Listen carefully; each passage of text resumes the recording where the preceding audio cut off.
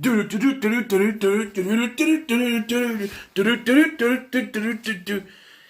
it? Using the same intro, because that's basically what they did for this one. So, yes, Mortal Kombat Annihilation takes place right after the events of the first film. Only problem is, only 2 members of the original cast return. That being Robin Shou, who played Liu Kang, and Talisa Soto, who played Katana. Everyone else was recast, with James Remar replacing Christopher Lambert as Raiden, and other actors being replaced. I don't know the other two.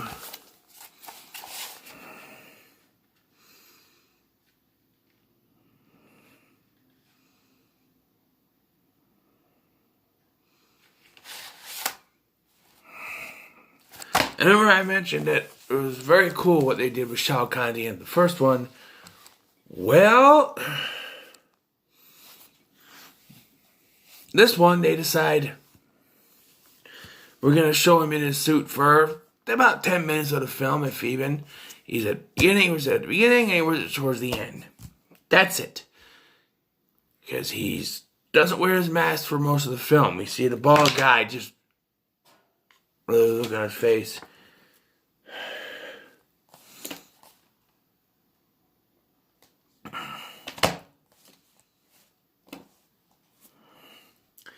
And they just bring in a whole bunch of characters from the series that look that are just there for quick cameos, basically.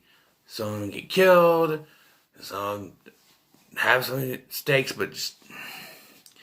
And yes, I'm going to address this. I said in the first film my favorite character was Johnny Cage, and they killed him off within 5 minutes of this film. And my friend, who I watched this with when I first watched it, didn't tell me. I just told my favorite character was Johnny Cage, and he's like, okay. And then I'm like, why? When it happened, I'm like, why didn't you tell me? He goes, I didn't think you'd watch the movie, and I wanted to watch the movie. I'm like, yeah, it's fair enough, I guess, but I mean, seriously. Yeah. This movie is a letdown. The CGI is just as bad as it was in the first one, and they end it with a big old CGI battle.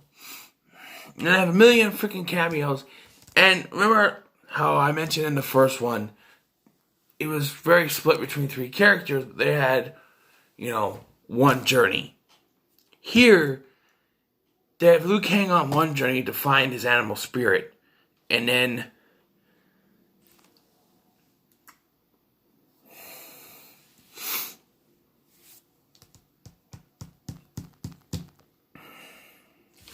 I can't remember her name. Sonya Blade goes on her own journey and finds her partner, Jax.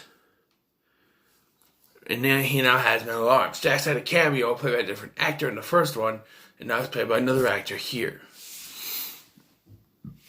And of course, Jax has his metal arms, at least through most of the film. We get a different version of Sub-Zero. We get, Scorpion's back. And it's not really a lot of plot to it. There's some sort of plot, like, out of nowhere, Raiden is Shao Kahn's brother, and their father is one of the elder gods, and I don't remember who he's supposed to be, but I remember that whoever he's supposed to be is anything like the character. I can picture the characters, like Red, he's got the horns. I just don't remember his name. Yeah, it's just generic. Like it's like they had to make a sequel, but they're like, yeah, that's good enough. Let's just do it. When you fire a bunch of, you don't have, it's weird because the beginning of the first film sets up a second film, so you think they would have had all the actors on a contract for a second film. But no, you only get 2 actors to come back.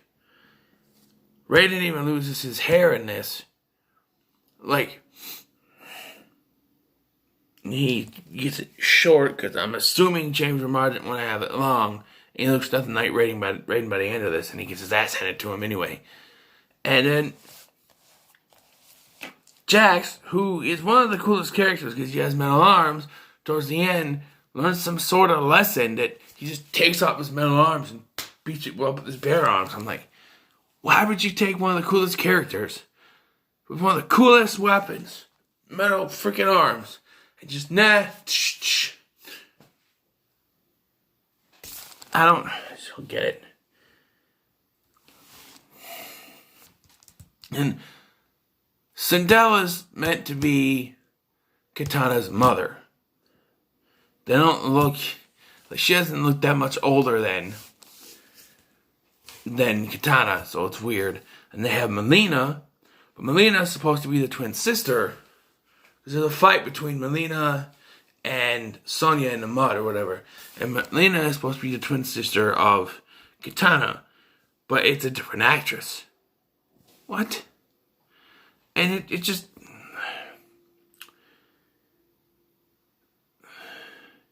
like a bunch of useless cameos that go nowhere. Ermac, Cyrax, Smoke, Rain, Ermac.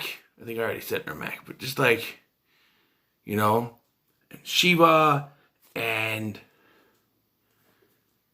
a different version of Reptile, I think. I don't know. It's really a bunch of cameos that don't go anywhere. The plot is trash.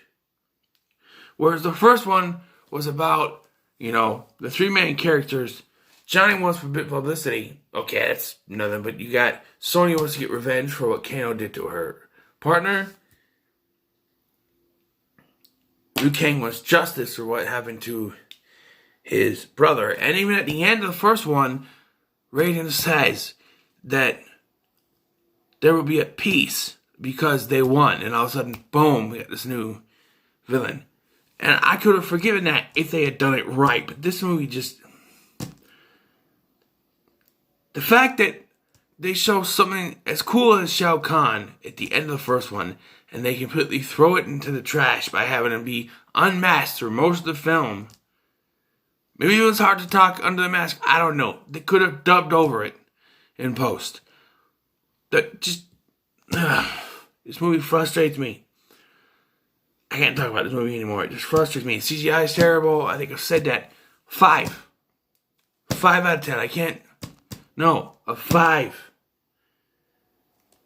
What are your thoughts on Mortal Kombat Annihilation?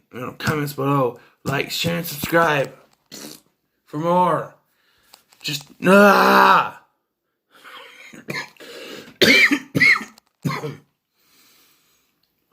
you in the next one. Whew.